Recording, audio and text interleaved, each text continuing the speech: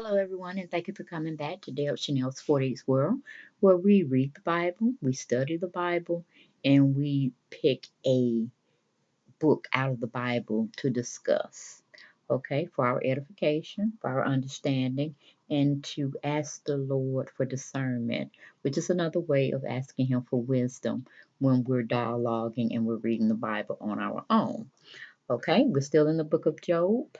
We're going to be discussing, or reading, I should say, Job chapter 18 through 23. Now let's get on into it. All right, we have Belad as one of Job's friends in chapter 18. He's basically still trying to convince Job to give up the ghost, to give up whatever he's been holding back, whatever lies he's been telling or doing. Repent, get it over with so the Lord can restore him. But little do they know, Job is sinless. Okay? He has nothing to hide. But yet, these three friends are telling him he must be hiding something, or the Lord wouldn't be punishing him so badly. Okay, so we got, like I said, Bilal is one of the friends that's giving his testimony or his responses back to what Job is trying to tell his friends. Okay, it says, Then Bilal the Shiite replied, When will you end these speeches? Be sensible, and then we can talk. Why are we regarded as cattle and considered stupid in your sight?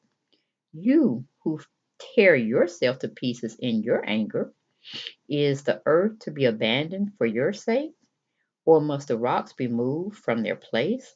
The lamp of the wicked is snuffed out. The flame of his fire stops burning. The light in his tent becomes dark.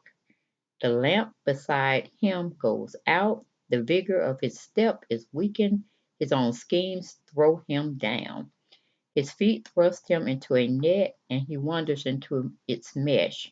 A trap seizes him by the heel, a snare holds him fast, a noose is hidden for him on the ground, a trap lies in his path. Terror startled him on every side, and dog his every step. Calamity is hunger for him. Disaster is ready for him when he falls.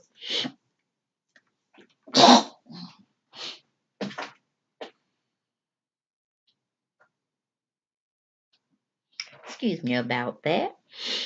Had to clear my throat. Where were we? Okay. It eats away parts of his skin. Death's firstborn devours his limbs. He is torn from the security of his tent and marched off to the king of terrors. Fire resides in his tent. Burning sulfur is scattered over him. I mean, scattered over his dwellings. His roots dry up below, and his branches wither above. The memory of man the memory of him perished from the earth. He has no name in the land. He is driven from light into darkness and is banished from the world. He has no offspring or descendants among his people, no survivor where once he lived. Men of the west are appalled at him or at his fate. Men of the east are seized with horror. Surely such is the dwelling of an evil man. Such is the place of one who knows not God. So Belial in his whole speech there has definitely uh, tried to tear Job's position down, trying to make his suffering become one of which he feel he's earned because he's just being totally deceitful and dishonest with why so much calamity or so much pain and disaster has come his way, you know. And Job finna tear into him again, erecting that he's done nothing, he's sinless, and the Lord will still take his battle up for him. Okay, Job is replying back to Balaam. How long will you torment me and crush me with your words? Job don't want to hear this. Okay, he just coming back tooth and nail with his friends, okay? 10 times now you have reproached me. Shamelessly, you attack me. If it is true that I have gone astray, my error remains my concern alone. That's what I'm talking about, Joe. Joe be like, don't take up for me because you have shown me who you really are, who you have always been, but it took me to be done this way to see how y'all really feel about me. So moving on, Job is also saying, if indeed you would exalt yourselves above me and use my humiliation against me, then know that God has wronged me and drawn his net around me. Though I cry, I've been wronged, I get no response. Though I call for help, there is no justice. He has blocked my way so I cannot pass. He has shrouded my path in darkness. He has stripped me of my honor and removed the crown from my head. He tears me down on every side till I am gone. He uproots my hope like a tree. His anger burns against me. He counts me among his enemies. His troops advance in force. They build a siege ramp against me and encamp around my tent. He has alienated my brothers from me. My acquaintances are completely estranged from me. My kinsmen have gone away. My friends have forgotten me. My guests and my maidservants count me a stranger. They look upon me as an alien. I summon my servant, but he does not answer. Though I beg him with my own mouth, my breath is offensive to my wife. I am loathsome to my own brothers. Even the little boys scorn me. When I appear, they ridicule me. All of my intimate friends detest me. Those I have turned against, those I love have turned against me. I am nothing but skin and bones. I have escaped with only the skin of my teeth. Have pity on me, my friends. Have pity, for the hand of God has struck me. Why do you pursue me as God does? Will you never get enough of my flesh? Oh, that my words were recorded, that they were written on a scroll, that they were inscribed with an iron tool on lead, or engraved in rock forever. I know that my Redeemer lives, and that in the end he will stand upon the earth. And after my skin has been destroyed, yet in my flesh I will see God. I myself will see him with my own eyes, I and not another. How my heart yearns within me. If you say how we will hound him, since the root of the trouble lies in him, you should feel the sword yourselves, for wrath will bring punishment by the sword, and then you will know that there is judgment. Okay, he had to sit Belial down. Now we got Zafar out to get him next. This is the third battle they're having with poor Job. Okay, then Zafar, that's chapter 20, the Naamanites replied, my troubled thoughts prompt me to answer, because I am greatly disturbed. I hear a rebuke that dishonors me, and my understanding inspires me to reply.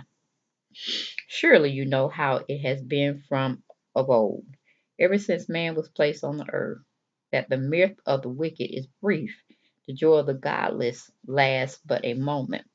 Though his pride reaches to heavens and his head touches the clouds, he will perish forever like his own dunge. Those who have seen him will say, where is he?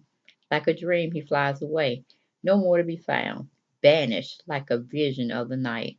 The eye that saw him will not see him again. His place will soon his place will look on him no more. His children must make amends to the poor. His own hands must give back his wealth. The youthful vigor that fills his bones will lie with him in the dust. Though evil is sweet in his mouth, and he hides it under his tongue, though he cannot bear to let it go, and keeps it in his mouth, yet his food will turn sour in his stomach. It will become the venom of serpents within him. He will spit out the riches he swallowed. God will make his stomach vomit them up. He will suck the poison of serpents. The fangs of an adder will kill him. He will not enjoy the streams, the rivers flowing with honey and cream. What he toiled for, he must give back uneaten. He will not enjoy the profit from his trading, for he has opposed the poor and let them destitute. He has seized houses he did not build. Surely he will have no respect or respite, no respite from his craving. He cannot save himself by his treasure. Nothing is left for him to devour. His prosperity will not endure. In the midst of his plenty, distress will overtake him. The full force of misery will come upon him when he has filled his belly. God will vent his burning anger against him and rain down his blows upon him. Though he flees from an iron weapon, a bronze tip arrow pierces him. He pulls it out of his back, the gleaming point out of his liver. Terrors will come over him. Total darkness lies in wait for his treasures. A fire unfeigned will consume him, to devour what is left in his tent. The heavens will expose his guilt. The earth will rise up against him. A flood will carry off his house. Rushing water on the day of God's wrath. Such is the fate of such is the fate God allots the wicked, the heritage appointed for them by God. Okay, we're going into Job chapter 21. He's replying back to his friends of four. He is telling him, listen carefully to my words. Let this be the consolation you give me. Bear with me while I speak, and after I have spoken, mark on. Okay? Is my complaint directed to man? Why should I not be impatient? Look at me and be astonished. Clap your hand over your mouth. When I think about this, I am terrified. Trembling seizes my body. Why do the wicked live on, growing old and increasing in power? They see their children established around them, their offsprings before their eyes. Their homes are safe and free from fear. The rod of God is not upon them. Their bulls never fail to breed, their cows calve and do not miscarry. They send forth their children as a flock. Their little ones dance about. They sing to the music of tambourine and harp. They make merry to the sound of the flute. They spend their years in prosperity and go down to the grave in peace. Yet they say to God, leave us alone. We have no desire to know your ways. Who is the Almighty that we should serve him? What would we gain by praying to him? But their prosperity is not in their own hands. So I stand aloof from the counsel of the wicked. Yet how often is the lamp of the wicked snuffed out? How often does calamity come upon them? The fate God allows in his anger. How often are they like straw before the wind, like chaff swept away by a gale? Is it sad? Oh, I'm sorry. Is it said God stores up a man's punishment for his sons? Let him repay the man himself, so that he will know it. Let his own eyes see his destruction. Let him drink of the wrath of the Almighty. For what does he care about the family he leaves behind when he's allotted months coming when he's allotted months come to an end? Can anyone teach knowledge to God, since he judges even the highest? One man dies in full vigor, completely secure and at ease. His body will well nourished, his bones rich with marrow. Another man dies in bitterness of soul, never having enjoyed anything good. Side by side they lie in the dust, and worms cover them both. I know full well what you are thinking, the schemes by which you would wrong me. You say where not is the great man's house, the tents where wicked men live. Have you never questioned those who travel? Have you paid no regard to their accounts? That the evil man is spared from the day of calamity, calamity, that he is delivered from the day of wrath. Who denounces his conduct to his face? Who repays him for what he has done? He is carried to the grave, and watch is kept over his tomb. The soil in the valley is sweet to him. All men follow after him, and a countless throne goes before him. So how can you console me with your nonsense? Nothing is left of your answers but falsehood. Go on, Job. Tell them jokers off. Tell them off. One, two, three, boom. Okay. We go to his first friend. They gave to us to sit and destroy Job. He's wanting to give another response. Like I said, this is the third battle they're having with Brother Job. Okay. Eliphaz, chapter 22. Then Eliphaz the Temanite replied, can a man be of benefit to God? Can even a wise man benefit him? What pleasure would it give the Almighty if you were righteous? What would he gain if your ways were blameless? Is it for your pity that he rebukes you and brings charges against you? Is not your wickedness great? Are you not your sins endless? Are not your sins endless? You demanded security from your brothers for no reason. You stripped men of their clothing, leaving them naked. You gave no water to the weary, and you withheld food from the hungry. Though you were a powerful man, owning land, an honored man, living on it, and you sent widows away empty-handed, and broke the strength of fatherless, and broke the strength of the fatherless. That is why snares are all around you, why sudden peril terrifies you, why it is so dark you cannot see, and why a flood of water covers you. It is not God in the heights of heaven. Wait a minute, is not God in the heights of heaven? And see how lofty are the highest stars? Yet you say, what does God know? Does he judge through such darkness? Thick clouds veil him so he does not see us as he goes about in the vaulted heavens. Will you keep to the old path that evil men have trod? They were carried off before their time, their foundations washed away by a flood. They said to God, leave us alone. What can the Almighty do to us? Yet it was He who filled their houses with good things. So I stand aloof from the counsel of the wicked. The righteous see their ruin and rejoice. The innocent mock them, saying, surely our foes are destroyed, and fire devours their wealth. Submit to God and be at peace with him. In this way prosperity will come to you. Accept instructions from his mouth and lay up his words in your heart. If you return to the Almighty, you will be restored. If you remove if you remove wickedness far from your tent, and assign your nuggets to the dust, your gold offer to the rocks in the ravines. Then the Almighty will be your gold, the choicest silver for you. Surely, then you will find delight in the Almighty and will lift up your face to God. You will pray to Him, and He will hear you, and you will fulfill your vows. What you decide on will be done, and light will shine on your ways. When men are brought low, and you say, lift them up, then He will save the downcast. He will deliver even one who is not innocent, who will be delivered through the cleanliness of your hands. Okay? And we're going to stop right there.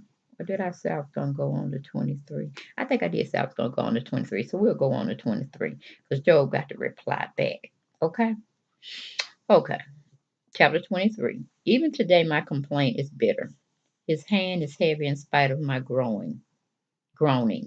If only I knew where to find him. If only I could go to his dwelling, it would state my case before him and fill my mouth with arguments. I would find out what he would answer. I would find out what he would answer me and consider what he would say. Would he oppose me with great power? No, he would not press charges against me. There an upright man could present his case before him, and I would be delivered forever from my judge. But if I go to the east, he is not there. If I go to the west, I do not find him. When he is at work in the north, I do not see him. When he turns to the south, I catch no glimpse of him. But he knows the way that I take. When he has tested me, I will come forth as gold. My feet has closely followed his steps. I have kept to his way without turning aside. I have not departed from the commands of his lips. I have treasured the words of his mouth more than my daily bread. But he stands alone, and who can oppose him? He does whatever he pleases. He carries out his decree against me, and many such plans he still has in store. That is why I am terrified before him. When I think of all this, I fear him. God has made my heart faint. The Almighty has terrified me, yet I am not silenced by darkness, by the thick darkness that covers my face. Okay, we're going to stop there because his friends are still coming for him. But Job has definitely taught us that he know he hadn't done anything. He can fight all day with his friends, but he's still going to say he is sinless. And the Lord will give him uh, his time again to show that he is sinless before the Lord. So that was all we had for tonight's Bible reading. Come back tomorrow, God willing. We'll be doing it again. We'll be picking up from where we left off, which we are leaving off from the 23rd chapter of Job. We'll be going to the 24th. Okay, hope y'all enjoyed it. And I'll talk to you soon. Good night.